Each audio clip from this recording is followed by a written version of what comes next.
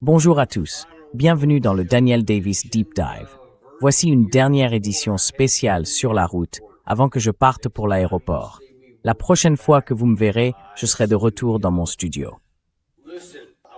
Écoutez, je voulais aborder ça avant de partir, parce qu'il s'est passé certaines choses hier soir, et d'autres ce week-end, qui je pense doivent vraiment être examinées ici. À bord d'Air Force One, alors qu'il rentrait à la Maison-Blanche, il a soulevé la question de l'Arabie Saoudite.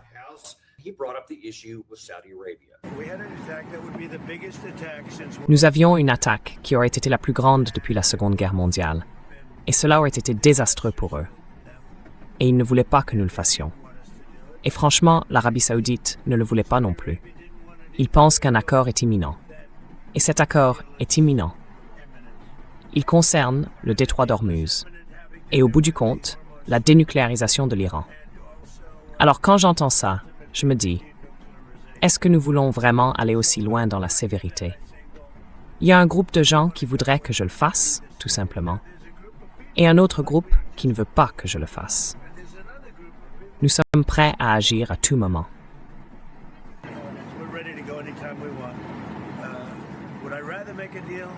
Est-ce que je préférerais conclure un accord? Je ne cherche pas à tuer des gens, parce que des gens meurent. Beaucoup de gens meurent, et nous ne voulons pas ça. Alors, ils nous ont demandé, l'Iran en particulier, mais les trois autres aussi. Je leur ai demandé. J'ai demandé à l'Arabie Saoudite, au roi, enfin, au prince héritier. Je lui ai dit, qu'est-ce que vous préféreriez? Vous préférez qu'on fasse ça ou pas? Ils ont répondu, nous préférerions de loin un accord. Parce qu'on ne sait pas où mènent ces attaques. Je veux dire, est-ce qu'ils vont être submergés par des gens qui affluent dans leur pays? Ce serait un désastre. Beaucoup de mauvaises choses peuvent arriver.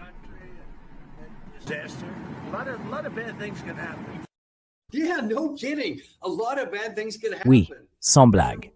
Beaucoup de mauvaises choses peuvent arriver. Et bien sûr, l'Arabie Saoudite ne le veut pas. Elle ne veut pas se retrouver à encaisser de plein fouet des missiles iraniens. Surtout quand l'Iran a déjà indiqué que si toute cette attaque se concrétisait ce week-end, il avait dit à tout le monde, ouvertement et publiquement, et nous savons qu'il le faisait aussi en coulisses, quelle serait la liste des cibles. Et cela allait écraser Saudi Aramco. Et ils le savent. Ils savent qu'ils ne peuvent rien faire pour l'empêcher. Peu importe le nombre de missiles intercepteurs qu'il leur reste. Ils savent que le taux d'interception est faible et qu'il suffit à l'Iran de tirer assez de missiles pour que certains passent. Et les dégâts seraient catastrophiques.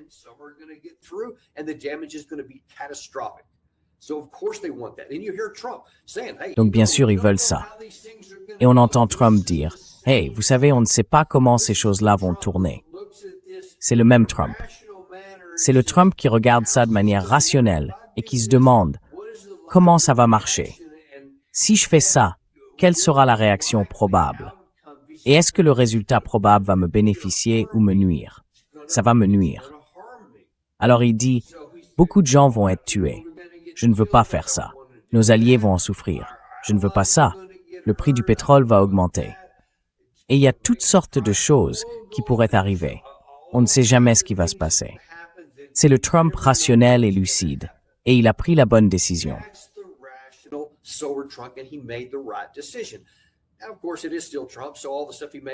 Bien sûr, ça reste Trump. Donc tout ce qu'il a inventé à ce sujet.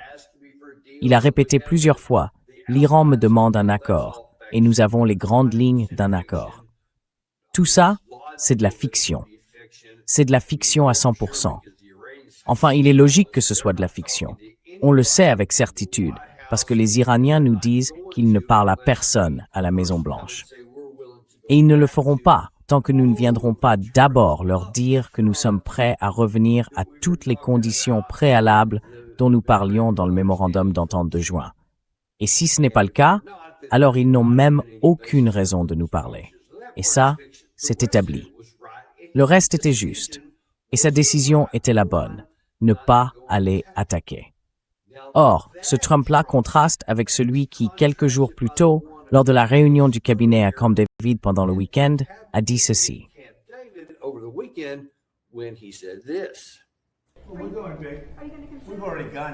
On y va fort.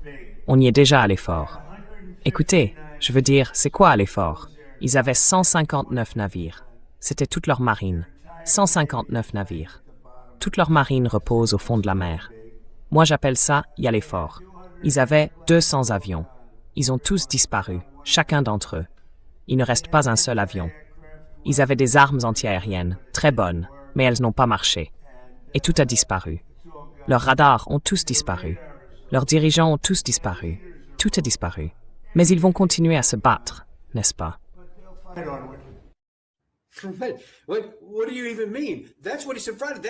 Qu'est-ce que vous voulez dire, au juste?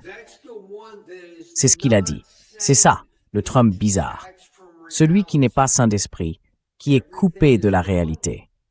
Tout a disparu. Tous les bateaux ont disparu. Enfin, regardez.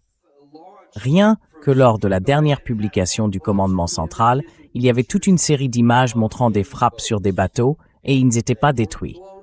Donc je ne sais pas ce qu'il a. Je suis sûr qu'ils en ont détruit toutes sortes. Il a probablement même réellement touché 159 cibles.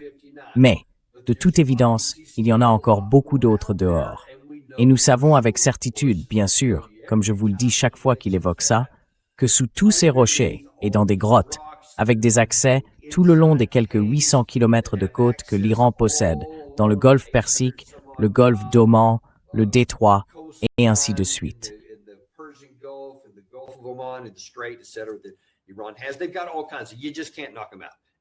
Ils en ont de toutes sortes. On ne peut tout simplement pas les éliminer. Et ils en ressortent à chaque fois qu'ils en ont besoin. Donc on ne les a pas tous éliminés. Mais après, c'est comme si on disait, oui, on a tué tout le monde. Évidemment, vous n'avez pas tué tout le monde. Vous avez tué beaucoup de gens, beaucoup de hauts responsables, qui ont tous été remplacés presque immédiatement. Et ceux qui les ont remplacés étaient bien plus durs que ceux qui ont été tués. Et maintenant, parce que nous avons assassiné leur guide suprême, tant d'autres personnes, beaucoup de leurs scientifiques civils et leurs familles, les membres de la famille de leur guide suprême, la population est furieuse.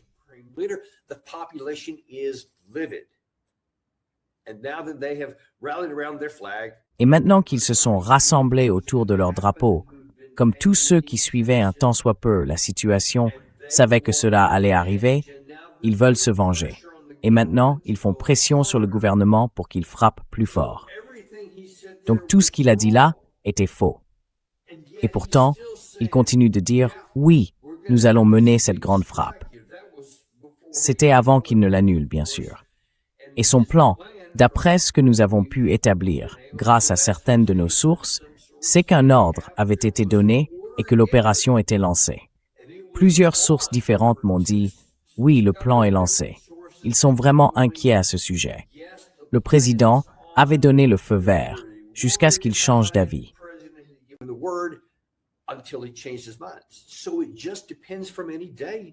Tout dépend donc du jour et même de l'heure de la journée, de ce que le commandant en chef va faire. Donc celui qu'on a vu hier soir dans Air Force One, c'est le même. Celui qui peut prendre des décisions rationnelles, qui peuvent vraiment nous aider à sortir de là, qui a probablement signé le protocole d'accord le 17 juin.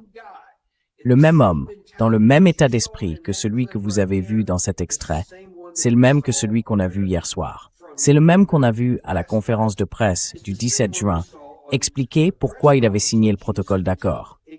Ça avait du sens, c'était logique, c'était rationnel, c'était la bonne décision. Ça allait poser les bases pour nous sortir de là. Et puis, qu'est-ce qui s'est passé 5 jours plus tard? Il a changé d'avis. La même chose le week-end dernier.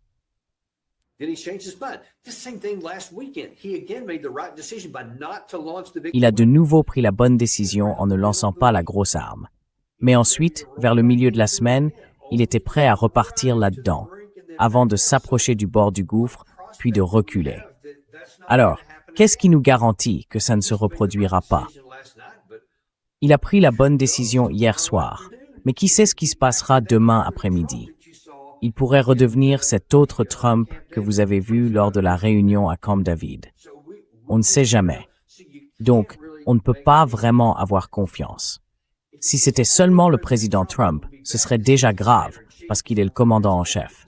C'est lui qui prend la décision finale. Mais il y a aussi d'autres membres de son équipe qui affichent ce même genre de mentalité à la Dr. Jekyll et Mr. Hyde.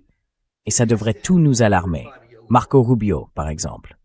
Lui aussi était à la télévision ce week-end, et il a dit quelque chose qui, si vous n'êtes que cet extrait, vous ferkem. Ça a l'air plutôt raisonnable. Le président a très clairement indiqué que les États-Unis peuvent jouer un rôle pour mettre fin à cette guerre. Nous allons continuer à explorer cette possibilité. Nous y avons consacré beaucoup de temps durant la première année. À un moment donné, on est arrivé à une sorte d'impasse, mais nous avons toujours été disposés et prêts à jouer un rôle constructif.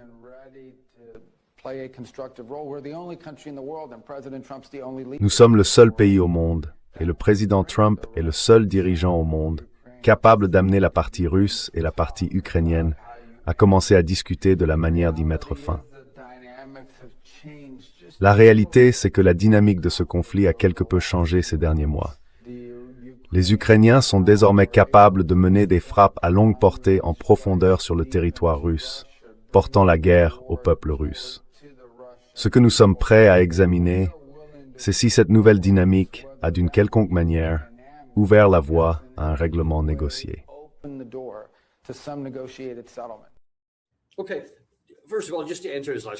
D'accord.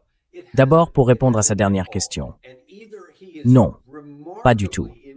Soit il est remarquablement incompétent et ignorant des réalités liées à son poste, c'est-à-dire celui de secrétaire d'État, à la diplomatie, soit il ne sait rien de la Russie. Car il faudrait savoir que les frappes contre les raffineries de pétrole, d'autres cibles énergétiques, les capacités de raffinage, et ainsi de suite, dans un pays qui s'étend sur 12 fuseaux horaires, avec l'une des plus grandes superficies au monde pour un seul pays. Tout ce que l'Ukraine a frappé et fait depuis un certain temps est, pour l'essentiel, réparé très rapidement. Il y a quelques pénuries. Parfois, ils ont de longues files d'attente dans les stations-service parce qu'ils doivent limiter les quantités distribuées aux gens, et ainsi de suite.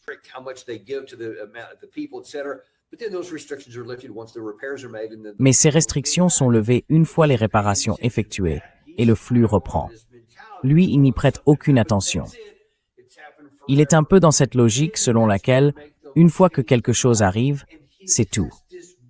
C'est arrivé pour toujours. Et peut-être que ça va les faire changer d'avis. Et il a cette idée étrange que si le peuple russe change d'avis, ce sera pour dire « Vous savez quoi, président Poutine ? Je ne savais pas que j'allais devoir faire la queue pour avoir de l'essence. Merde. Enfin, arrêtez cette guerre, mec. Vous êtes nuls. » C'est ça qu'il imagine. Alors que la seule conclusion rationnelle, si vous connaissez ne serait-ce qu'un peu la mentalité russe, leur culture et leur histoire, c'est que ça va les mettre encore plus en colère.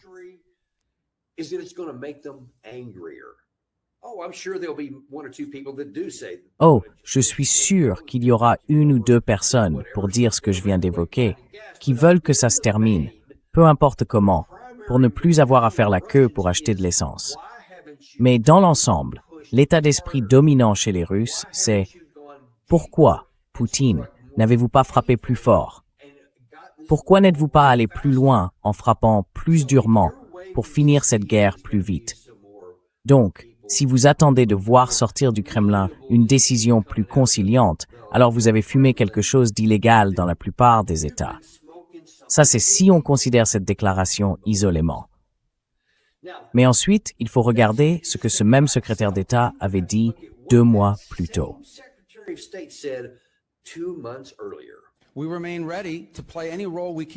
Nous restons prêts à jouer tout rôle que nous pourrons jouer dans ce contexte pour contribuer à faire advenir la paix, parce que nous pensons que la guerre en Ukraine n'a pas de solution militaire.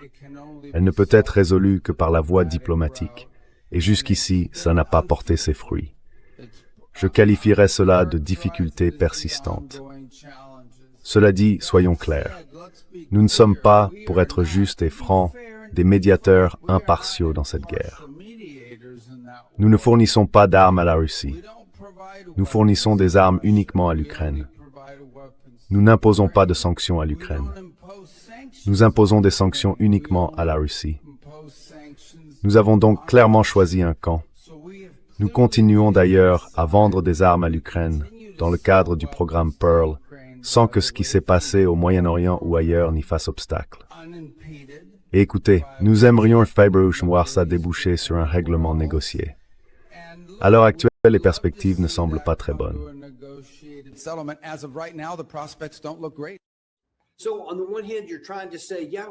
D'un côté, vous essayez de dire oui, on cherche un règlement négocié.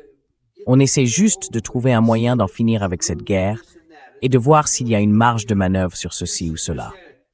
Et puis 2 mois plus tôt, vous êtes là à dire « Hey, on a choisi notre camp, mec. » Et c'est pas celui de la Russie, c'est celui de l'Ukraine. On fournit des armes à l'Ukraine, on n'en fournit pas à la Russie. On vend des armes à l'OTAN, qui les donne à l'Ukraine.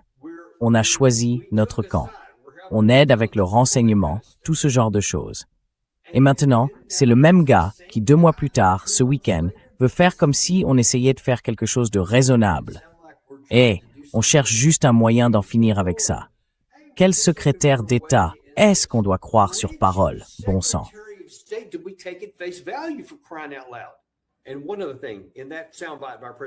Et il y a une autre chose dans cet extrait du président Trump, celui d'hier soir. Il a dit « Certaines personnes veulent que j'y aille et que je fasse ça, quoi qu'il arrive.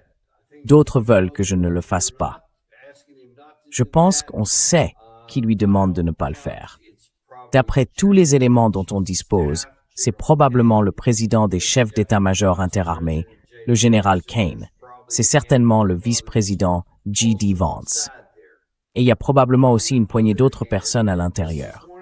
De l'autre côté, et c'est l'une des choses qui m'inquiète, le président Trump vient donc de prendre la décision sobre, saine et rationnelle de ne pas lancer cette arme ici. Mais il y en aura qui vont vraiment s'y opposer très vivement. Et je parierais presque tout ce que j'ai que cette semaine, probablement au début de cette semaine, je vais vous montrer quelque chose venant du général Kellogg.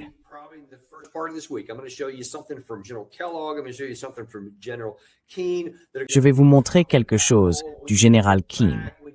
Ils vont parler du genre « Oh, il faut y retourner, il faut finir le travail, il faut les frapper plus fort, etc. » Donc vous pouvez vous attendre à ce genre de choses. Même s'ils ne disent rien publiquement, je peux vous assurer qu'ils décrochent leur téléphone, qu'ils parlent au président Trump, probablement pour lui dire de le faire.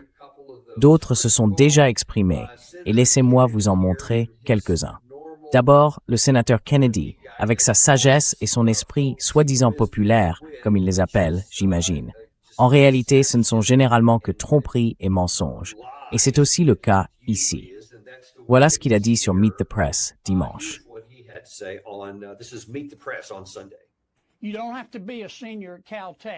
Pas besoin d'être diplômé de Caltech pour savoir qu'on n'a que 3 choix. L'escalade, le repli et le retour au pays, ou le maintien du statu quo. Moi, je maintiendrai le statu quo aussi longtemps que possible. Des sanctions, un blocus. Je bombarderai Pickaxe Mountain et j'essaierai d'atteindre les matières fissiles et les centrifugeuses qui se trouvent en dessous.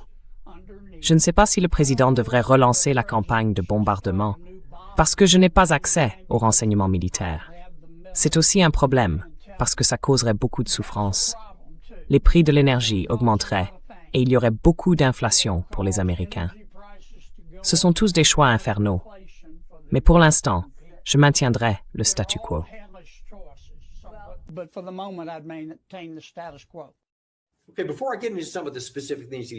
D'accord. Avant d'en venir à certains des points précis dont vous avez parlé, c'est complètement fou. Le Sénat des États-Unis est censé être la chambre haute, celle qui rassemble les esprits les plus élevés, celle qui est plus réfléchie, et ainsi de suite. Avec des gens plus âgés, plus sages, et ainsi de suite. Du moins historiquement, c'est un peu comme ça qu'il a été conçu. C'est comme ça qu'on le voit habituellement. Et puis voilà le sénateur Kennedy, quelqu'un qui est là depuis très longtemps, et qui a l'audace de dire « Je pense qu'on devrait soit maintenir le statu quo, soit bombarder Pickaxe Mountain. Et je ne sais pas, peut-être qu'on devrait relancer une grande campagne de bombardement. » Et ensuite, bien sûr, il reconnaît, je n'ai aucun renseignement militaire. Je ne suis pas général, donc je ne sais pas.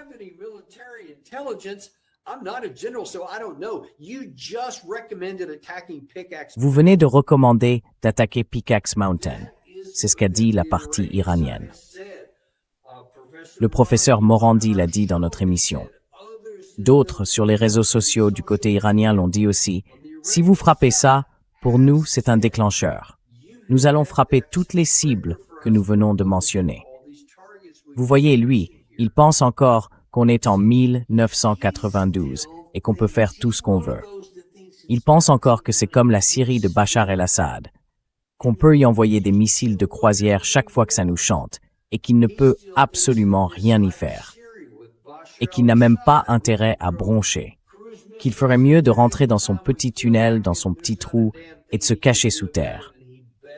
Puis de ressortir plus tard, une fois qu'il se sera bien tenu ou qu'il aura changé de comportement, ou peu importe. Et nous, on continuera comme si de rien n'était. On n'y prêtera même pas attention.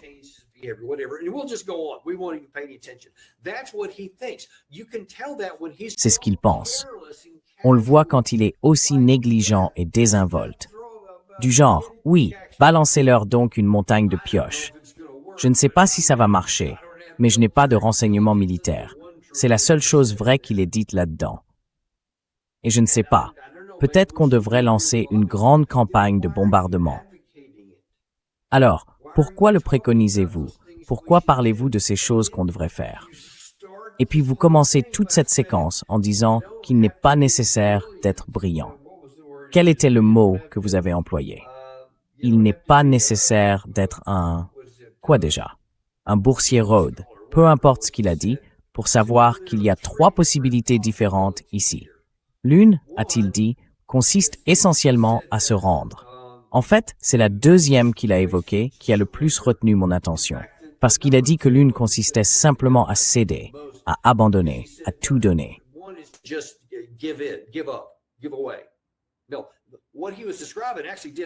Non, ce qu'il décrivait en fait plus tôt dans cette même interview, c'est que bien avant je pensais peut-être qu'il allait dire quelque chose comme « le plan de retrait, c'est ce qu'il devrait faire », parce qu'il avait plus ou moins indiqué qu'il le ferait.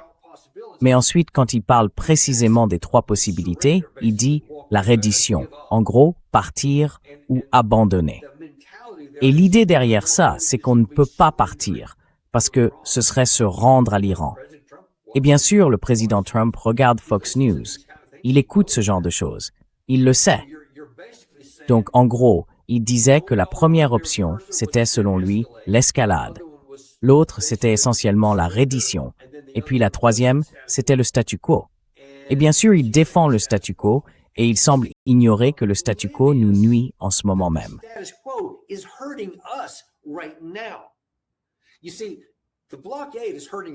Vous voyez, le blocus fait du mal à l'Iran. C'est vrai. Mais il ne fait pas souffrir l'Iran autant que les gens aiment à se le raconter. Dans le cœur élitaire en décomposition de ce qui a été l'élite aux États-Unis. Vous voyez, on se dit simplement, bon, il y a un blocus, donc ça doit forcément faire mal. Ils n'en savent même rien. Ils ne regardent pas. Ils ne font pas d'analyse. Ils ne comprennent pas comment le pays fonctionne. Ils ne comprennent pas sa bureaucratie. Ils ne comprennent pas à quel point il dépend, ou non, du commerce international. Il ne semble pas avoir la moindre idée qu'il y a une douzaine d'autres pays avec lesquels l'Iran peut commercer.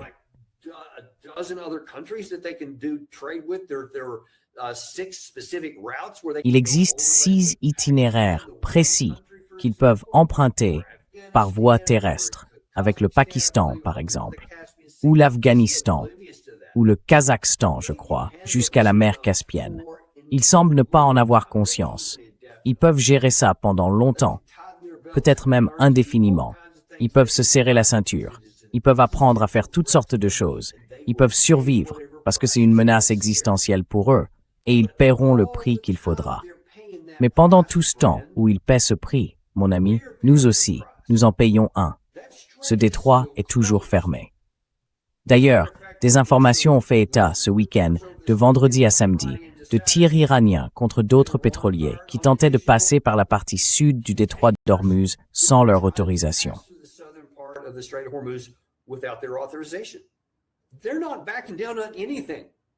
Ils ne cèdent sur rien. Donc, je pense vous avoir montré que samedi, sur les 2 jours précédents, seulement 2 pétroliers VLCC au total avaient traversé. Environ 4 millions de barils de pétrole avaient transité, au lieu des quelques 38 millions de barils qui auraient dû passer, comme c'était le cas avant la guerre. Il semble ne pas en avoir conscience. Il ne comprend pas. Vous parlez du statu quo, de l'idée qu'on pourrait continuer indéfiniment. Eux peuvent endurer bien pire, bien plus profondément et bien plus longtemps que nous. Cela touche toute l'économie mondiale, pas seulement la nôtre, mais la nôtre aussi.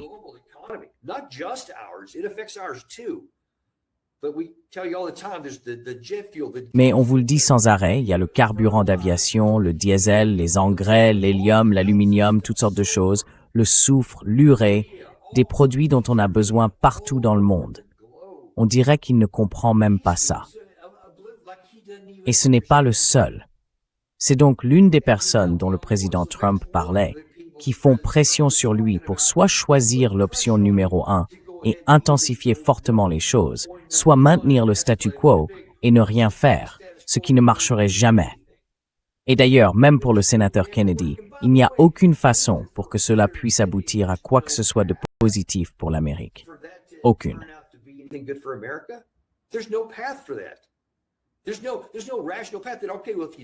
Il n'existe aucun scénario rationnel du genre. Bon, si vous mettez en place ce blocus, voilà ce qui va se passer. Ça va provoquer ce problème qui va s'aggraver et en provoquer un autre, puis à la fin, ils vont s'effondrer, ou ils devront céder, ou ils vont simplement se désagréger et on pourra les prendre. Ça n'existe même pas. Il ne réfléchit pas jusque-là. Et pourtant, il préconise au moins 2 lignes d'action qui nous feront du tort, tout en jetant le discrédit sur la seule, le plan de retrait, qui pourrait être une bonne idée. Enfin, il n'est pas le seul. Cette semaine, dans Face the Nation, le représentant Turner avait lui aussi sa propre analyse, pour le moins particulière.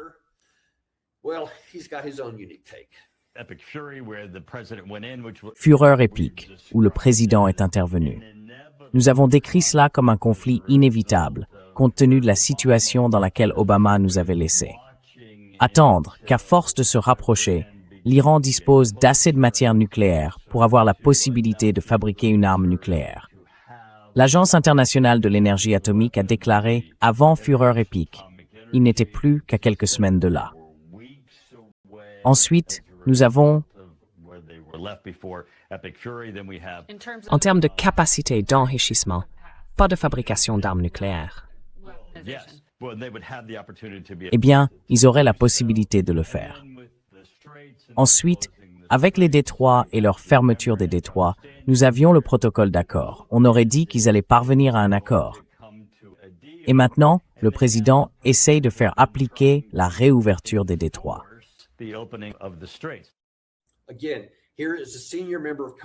Encore une fois, voilà un membre éminent du Congrès. Le Congrès n'a absolument aucune idée de ce dont il parle. Aucune idée de ce dont il parle. Même le présentateur le prend sur un mensonge évident, ou alors sur quelque chose qu'il ne connaît manifestement pas, et qui n'est qu'un élément de langage. Et quand on lui demande réellement de l'expliquer, il bute sur ses mots et essaye de passer à autre chose. Mais bien sûr, pour commencer, il lance une petite flatterie au président Trump. C'est la faute d'Obama. Tout est la faute d'Obama. Oui, enfin, allez, même pas Biden. On remonte jusqu'à Obama.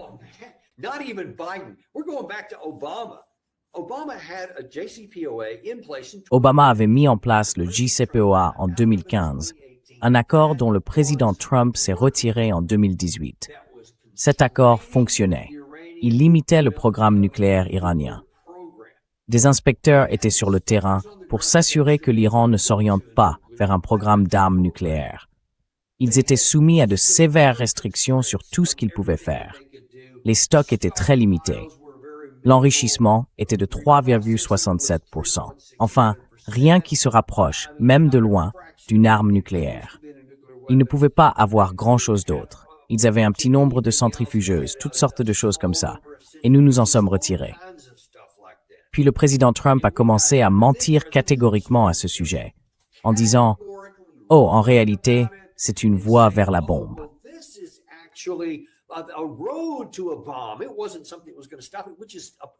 Ce n'était pas quelque chose qui allait l'empêcher, ce qui est absurde au plus haut point. C'est littéralement l'exact opposé de la vérité. Et pourtant, il continue de le dire. Le représentant Turner veut s'attirer les bonnes grâces du président Trump. Alors, il va sortir un truc du genre « C'est la faute d'Obama, d'une manière ou d'une autre. » Je ne sais pas comment. Enfin, ne vous inquiétez pas. C'est une petite phrase. C'est un élément de langage. Bref, ne vous inquiétez pas. Oh, je sais. Passons simplement au point suivant, qu'il a ensuite évoqué. L'AIEA a dit que l'Iran était à quelques semaines de... Remarquez qu'il n'a pas terminé sa phrase. À quelques semaines de quoi? Il a juste dit qu'ils étaient à quelques semaines.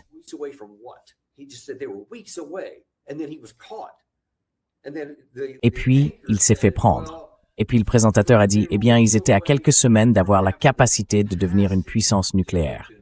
Et lui répond, oui, la capacité. Enfin bref, passons. Et puis même lui mentionne probablement sans le vouloir que c'était avant, quand l'AIEA était encore réellement sur place, avant l'attaque de 2025, l'opération Midnight Hammer. Donc, si c'était le cas avant l'opération Midnight Hammer, et si le président Trump disait vrai lorsqu'il affirmait avoir anéanti leur programme nucléaire, au point qu'ils ne puissent même pas le reconstruire, qu'il est sous les décombres de 3 montagnes différentes, alors il n'y avait aucune justification à cette guerre, qui a toujours été présentée comme une question de les empêcher d'avoir une arme nucléaire. Mais ils n'en avaient pas. Vous voyez ce que je veux dire? Sa propre lex s'est effondrée. C'est sa membre t'est desséché. At face value coming out of his own mouth. And then he says, but then... Et puis il dit, mais là il passe d'avant l'opération Midnight Hammer, à l'automne et au début de l'été 2025, à maintenant, après tout ça. Et puis il dit, au début c'était la faute d'Obama. Maintenant c'est la faute des Iraniens. Ce protocole d'accord. Et tout à coup, il ne le respecterait plus. Eh bien pourquoi ne le respectait-il pas? Et qu'est-ce qu'il ne respectait pas exactement? Parce que de ce que j'ai pu voir, presque tout ce protocole d'accord, et je l'avais dit quand il est sorti, en juin, ressemble davantage à un document de capitulation. C'est presque tout ce que nous devons faire, et pratiquement rien de ce que les Iraniens doivent faire. L'une des principales choses qu'ils devaient faire, c'était ne pas imposer de péage pendant 60 jours. Seulement 60 jours. Ça ne figurait bien dans le texte que le président Trump a signé. Mais pendant ces 60 jours, le président Trump a signé une reconnaissance selon laquelle eux seuls avaient le droit d'administrer le détroit d'Ormuz pour le rouvrir.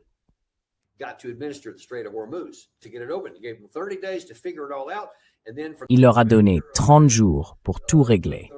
Et ensuite, pendant les 30 jours restants, les 30 jours supplémentaires, donc 60 jours au total, ils ne pouvaient pas prélever de péage, de frais, ni rien de ce genre.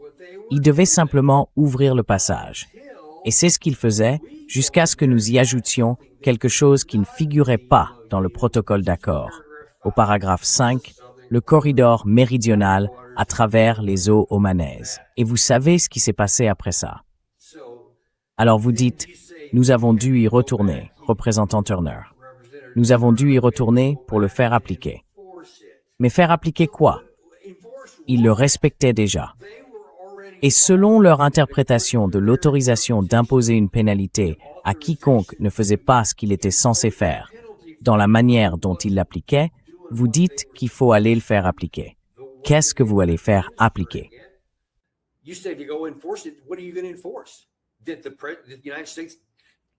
Que les États-Unis n'ont pas levé les sanctions sur l'énergie, ou alors qu'ils les ont levées pour les rétablir quelques jours plus tard. Qu'on n'a pas débloqué les fonds gelés alors qu'on était censé le faire. Qu'on n'a pas parlé du fonds de reconstruction de 300 milliards de dollars dont on disait qu'il ferait partie de ce processus alors qu'il n'a même pas été lancé, qu'il n'a même pas encore été inscrit. à l'ordre du jour. C'est de ça que vous parlez? Donc, il veut faire appliquer ça? Oh, attendez, ce serait contre nous. Vous voyez ce que je veux dire? Voilà le genre de personne auquel le président Trump prête l'oreille. Le vice-président Vance et probablement d'autres sont à l'intérieur et lui disent ce qu'il faut faire, ce qui apparemment a fini par passer. Maintenant, nous avons le prince héritier d'Arabie Saoudite, Mohammed Ben Salman. Il dit la même chose.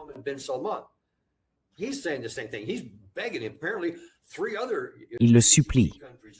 Apparemment, 3 autres pays du CCG supplient aussi Trump de ne pas faire quelque chose qui ne peut pas marcher pour nous et qui leur ferait du mal. Et pour l'instant, ça a marché. Mais je peux vous le promettre, la pression sur le président Trump va rester. Elle va continuer. Et je vous le dis, à mesure qu'on avance vers le milieu de la semaine, puis vers la fin de la semaine, je crains qu'il y ait un nouvel incident, une nouvelle pression ou une nouvelle découverte. Et le président Trump l'a encore dit, il envisage d'y aller.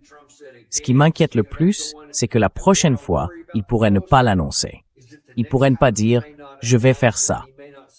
On pourrait tous, soudainement, voir nos téléphones s'allumer parce que des attaques massives sont en cours dans la région.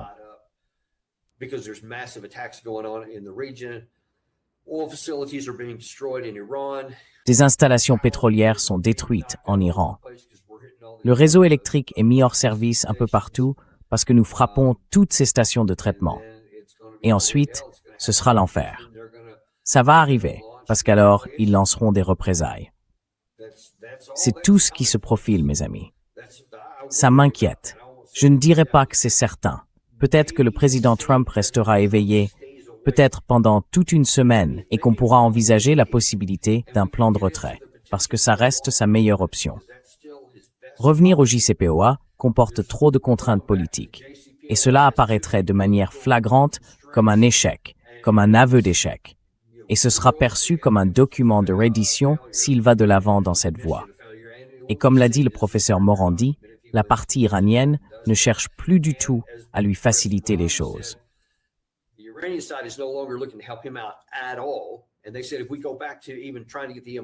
Et ils ont dit que si nous revenions, ne serait-ce qu'à essayer d'obtenir le protocole d'accord, on y ajouterait des choses, comme le Hamas, comme le fait qu'Israël doit se retirer de la bande de Gaza, pas dans un an, mais avant que quoi que ce soit d'autre ne se produise. C'est de cela qu'ils parlent. Nous verrons si cela se concrétise. Mais malgré tout, la meilleure chose, absolument, que le président Trump puisse faire, c'est de se retirer. Comme ça, il n'a pas à s'en préoccuper.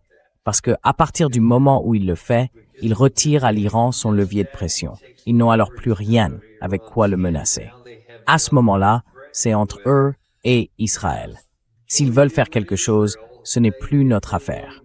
C'est la meilleure chose qu'ils puissent faire. Et j'espère vraiment qu'il le fera. Merci beaucoup à tous. Nous vous remercions sincèrement. Nous avons hâte de vous retrouver dans le prochain épisode de Daniel Davis Deep Dive.